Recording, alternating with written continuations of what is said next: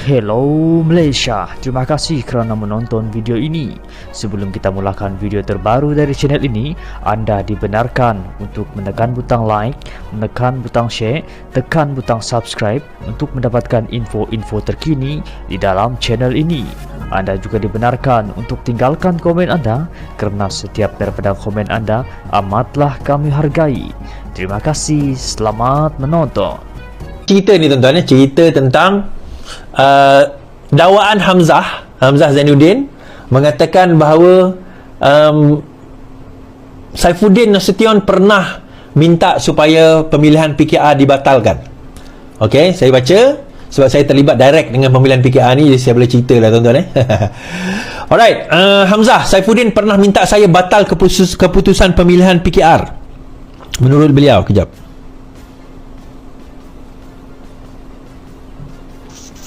Okey.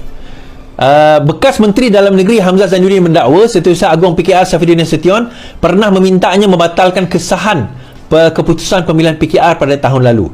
Hamzah yang juga Setiausaha Agong PN mendakwa perkara itu berlaku tidak lama setelah Saifuddin tewas di tangan Rafizi untuk jabatan timbalan Presiden. Pada masa itu, saya jadi Menteri Dalam Negeri. PKR lawan sesama mereka. Rafizi lawan Saifuddin. Yang menang Rafizi jadi timbalan. Tak sampai seminggu, Saifuddin jumpa, jangan lupa, selepas kalah, Hang mai jumpa saya. Hang bawa satu surat minta tolong batalkan keputusan pemilihan PKR. Surat ada dengan saya, jangan main-main, katanya. Hamzah membawa dakwaan itu dalam satu program di SIK Kedah untuk menunjukkan sokongan kepada Menteri Besar, sementara Muhammad Sanusi yang dihadapkan dengan dua tuduhan menghasut minggu ini. Pemilihan PKR dijalankan pada Jun tahun lalu. Pada tahun lalu juga PKR menangguh kongres tahunannya di mana pemenang pemilihan diumumkan secara rasmi bagi membolehkan MPP selesaikan beberapa isu berbangkit dalam pemilihan itu. Now, kalau kita tengok juga kenyataan Saifuddin membalas kenyataan daripada Hamzah ni. So Saifuddin menjawab, Saifuddin nafi dakwaan nak batal kemenangan Rafizi. Okey. Setiausaha Agong PKR Saifuddin Nasution menafikan dakwaan bahawa dia telah meminta Hamzah yang ketika itu Menteri Dalam Negeri untuk membatalkan keputusan pemilihan pucuk pimpinan PKR tahun lepas. Menteri Dalam Negeri berkata dia pernah bertemu Hamzah beberapa kali pada tahun lepas atas dasar pertemuan jawatan kuasa memorandum persamaan antara pembangkang dan wakil kerajaan di bawah pentadbiran Perdana Menteri. Bagaimanapun, Saifuddin menjelaskan bahawa dia telah meminta keputusan pemilihan PKR tidak sah adalah sekadar kenyataan politik Hamzah semata-mata. Sebaliknya, Saifuddin berkata jika dia mahu membatalkan keputusan pemilihan parti, dia boleh melakukannya dalam dua jawapannya kepada ROS apabila dia mengeluarkan dua surat tunjuk sebab kepada parti.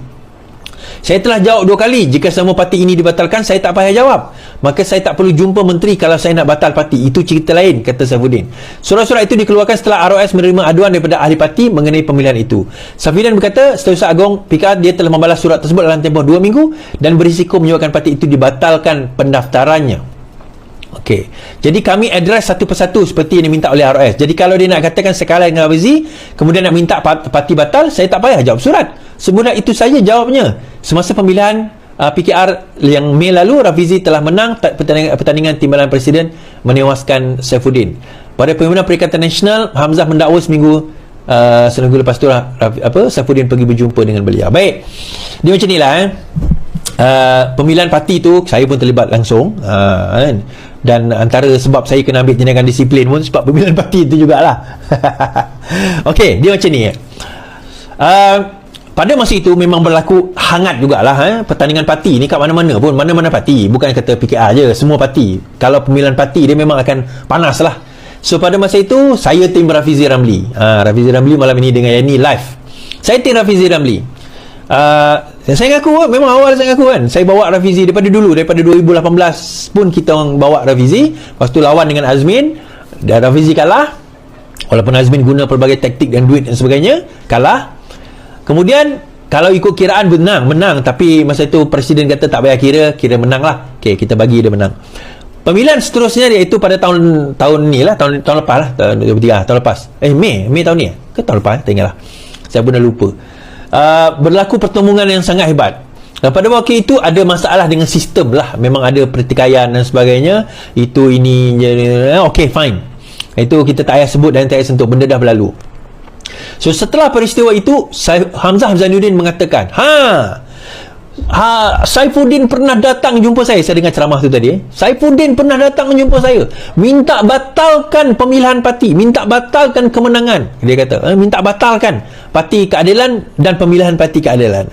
Kemudian Saifuddin kata, kalau saya nak batalkan, Samsuri, nak batalkan pemilihan parti, saya tak perlu pergi, maksudnya tak perlu pergi jumpa Hamzah pun kalau nak batalkan parti, sebab dia pada masa itu Setiausaha Agung. Apa yang dia boleh buat? Dia tak payah reply surat daripada ROS. Batal lah parti PKR. Kalau dia nak batalkan parti PKR. Itu jawapan Saifuddin. Dan kedua, tuan-tuan, kenapa Hamzah tiba-tiba nak bawa cerita tu? Nak bawa cerita Saifuddin jumpa dia pemilihan parti PKR. Ya, kami dalam pemilihan parti, kami akui saya sendiri lawan Fahmi Fazil. Kan? Kita akui kita different camp. Tapi dah habis pemilihan parti, dah habis lah. Bagi kami dalam Parti Keadilan Rakyat ni, tuan-tuan, kami faham dalam pemilihan parti kita lawan betul-betul, lawan sampai habis. Dah habis pemilihan parti, habis lah. Dah habis lah. Saya kerjasama dengan Fahmi Fazil, saya kerjasama dengan 2-3 orang yang lawan dengan kita orang. Dah kita kerjasama balik lah. Dah habis lah. Dah pemilihan parti dah habis dah lah.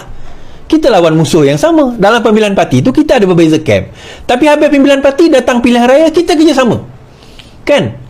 Itu sebenarnya yang kami nak bawa, bahawa kalau kita lawan betul-betul.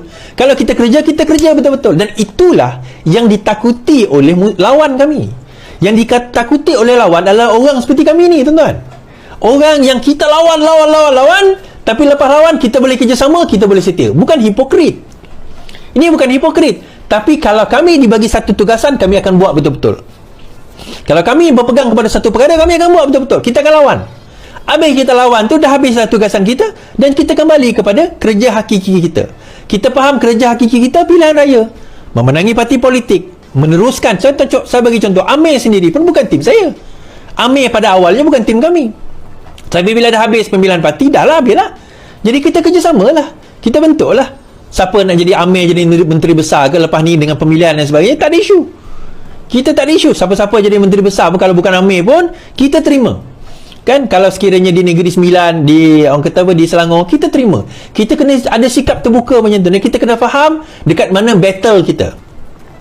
Now, soalan saya, kenapa Hamzah nak bawa isu ni, tuan-tuan? Sebab PN sekarang ni, dia tak ada isu, dah tak ada modal.